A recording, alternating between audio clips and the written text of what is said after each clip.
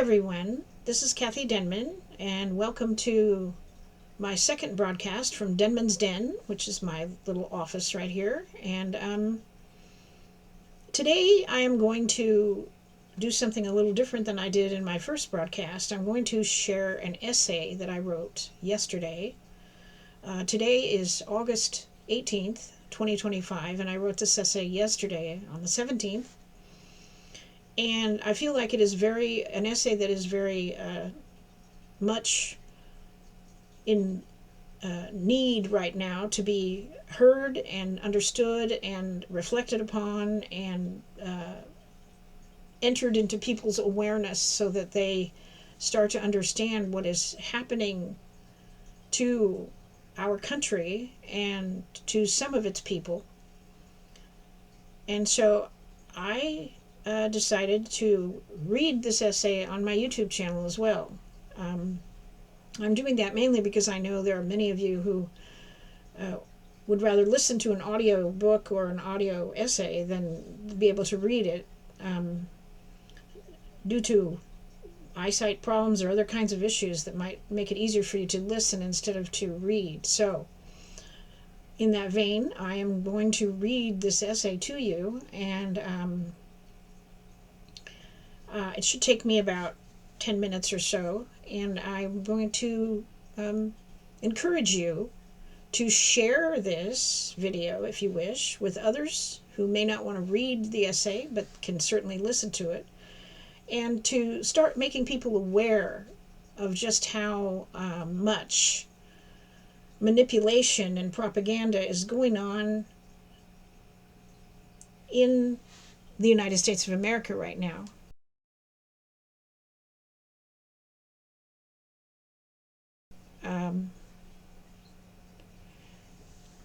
The Trump regime is using all kinds of propaganda and persuasion methods to manipulate Americans into basically accepting an authoritarian regime as the government of the United States of America.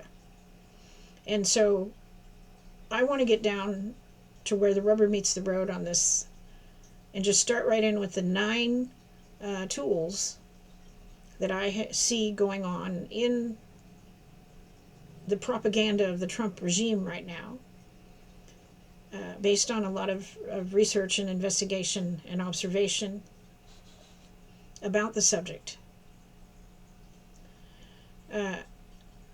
Number 1, Trump and his regime are attacking the American mind. Throughout history, tyrants have understood that their greatest enemy is an educated and informed public.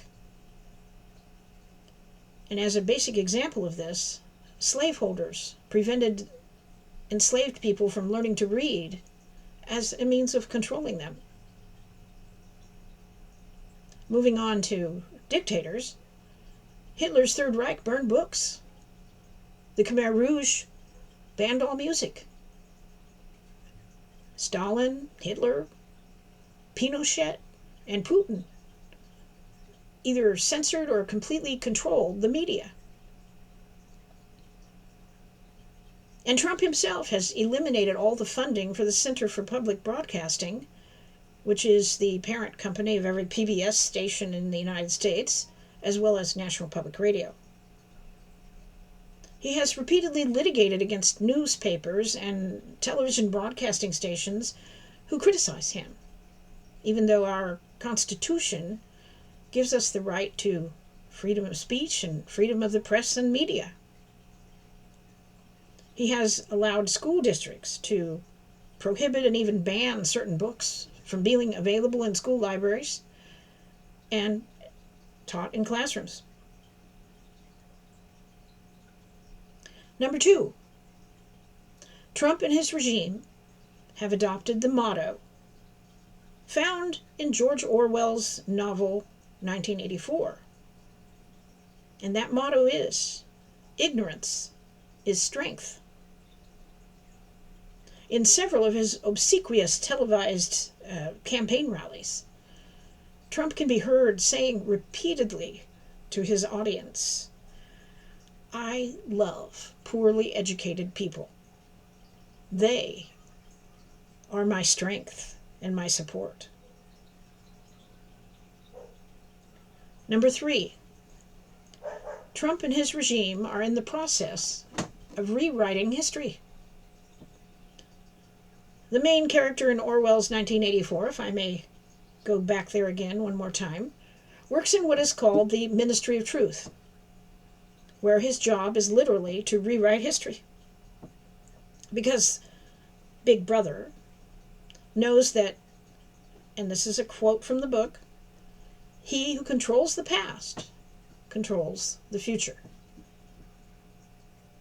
That is one level of scary in a dystopian novel, but it is a whole other level of frightening when Trump and his MAGA devotees are creating revisionist history by forcing schools through school board rulings to downplay and even eliminate teaching about slavery in the United States and racial discrimination as a result of it.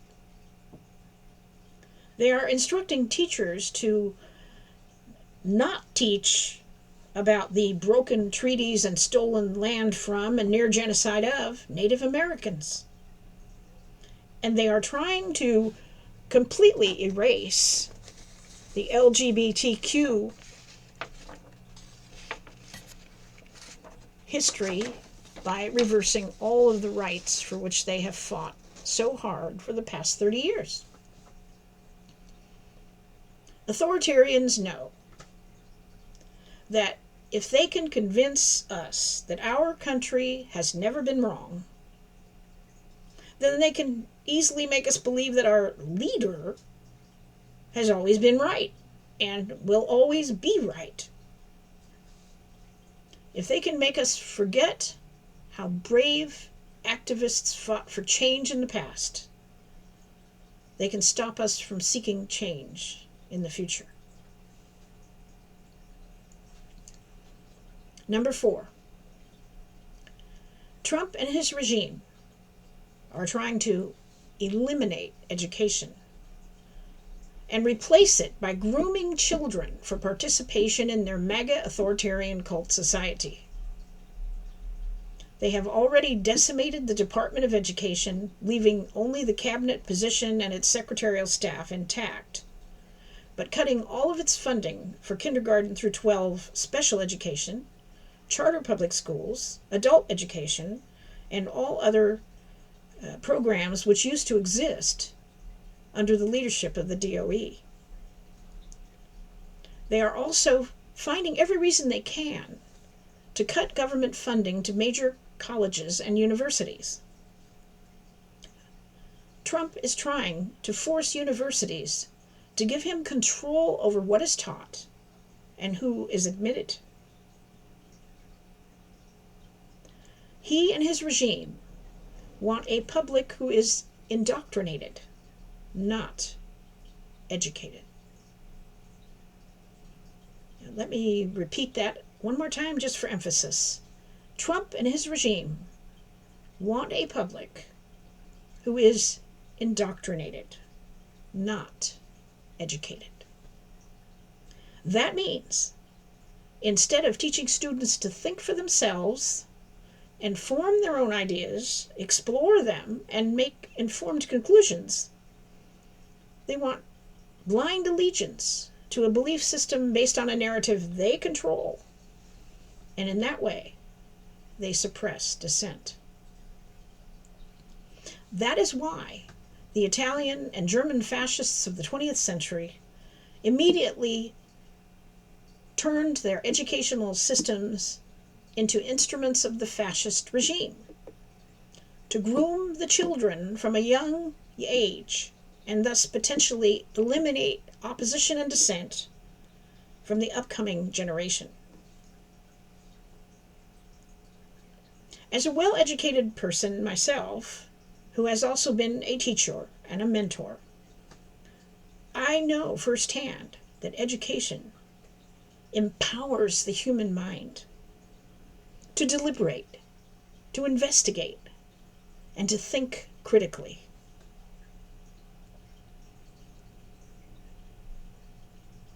A successful working democracy come to think of it, requires the ability to do all three: deliberate, investigate, and think critically. An indoctrinated public is not able to deliberate, investigate, or think critically enough to maintain a successful working democracy. And that is why autocrats attack education with such vehemence.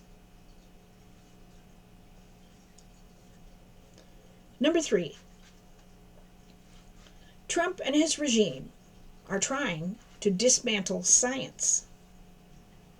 All one needs to do is look at the people Trump has placed in positions that deal with science and what they are doing to dismantle all the work those related agencies do. And it is very clear that is happening on a grand scale.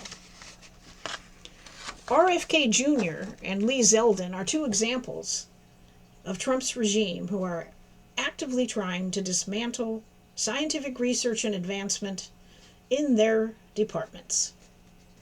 Also, by freezing university grants for research, cutting funds, and attacking the NIH, National Institute of Health, and the National Science Foundation, Trump has completely stifled the level of scientific research in the United States.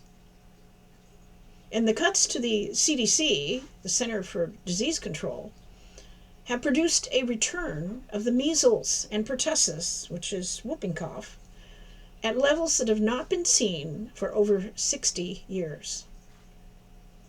Cuts to the Food and Drug Administration put us all at risk of exposure to dangerous foodborne bacteria and the release of drugs that have not been properly scientifically tested.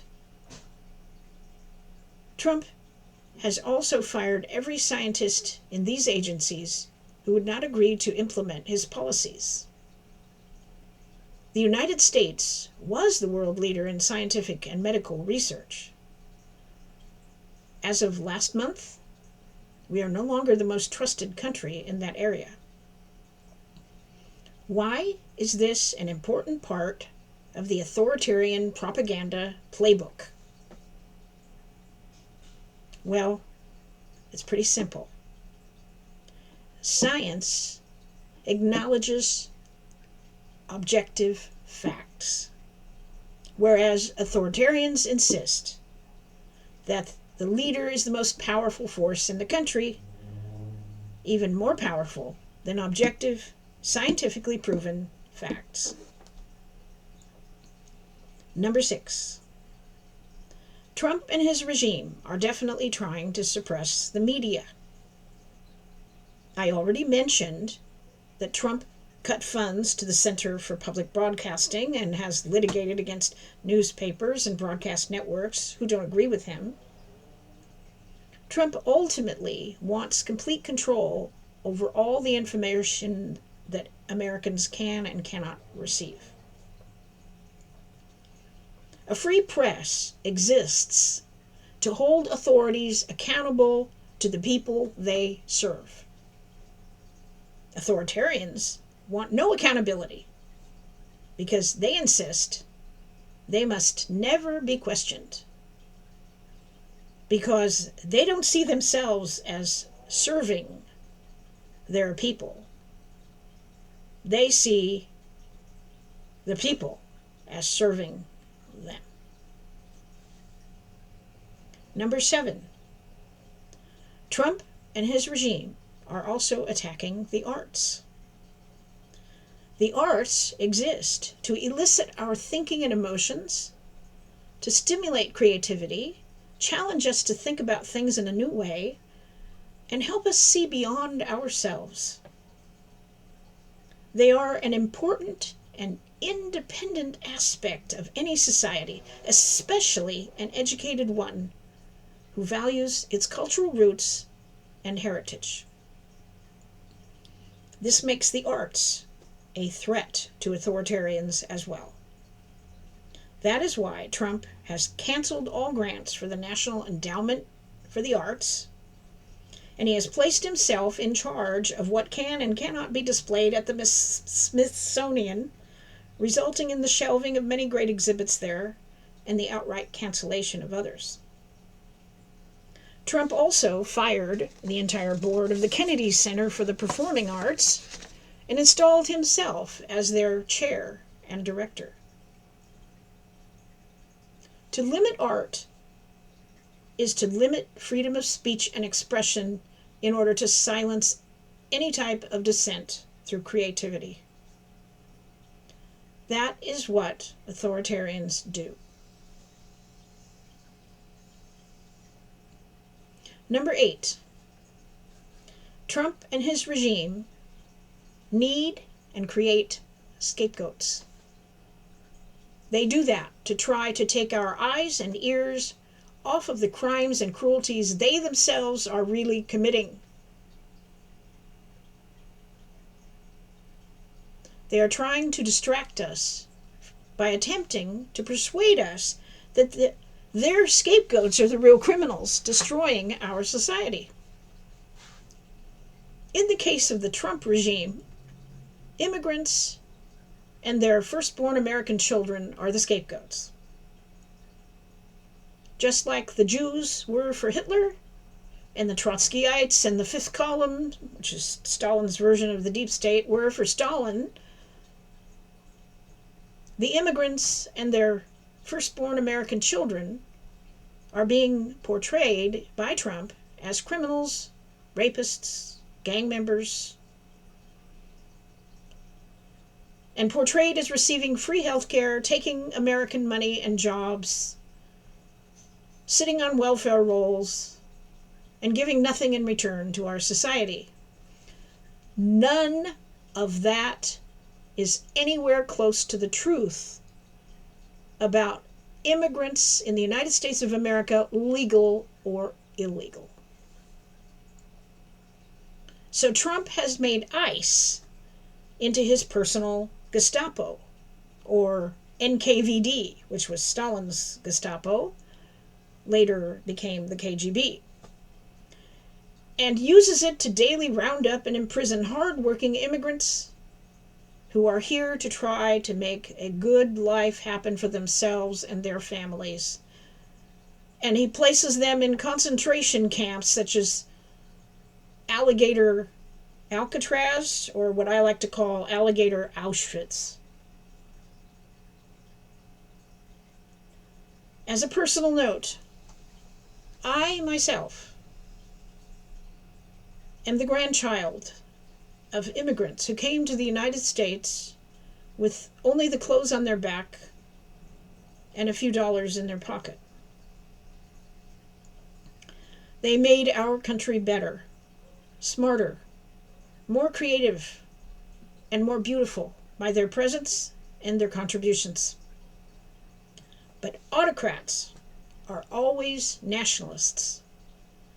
They believe their country and its predominant race should be first and greatest.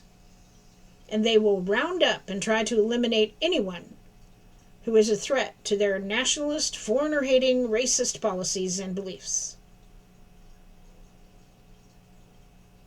The invitation on the Statue of Liberty, "Give me your tired, your poor, your huddled masses yearning to breathe free," is an anathema to Trump and his regime. Many of them probably don't even know what it says. Number 9. Trump and his regime are opposed to diversity in all its forms. Because diversity, with its inherent differences in opinions, values, lifestyles, and beliefs, is a definite threat to the perceived power and control that authoritarians seek to maintain.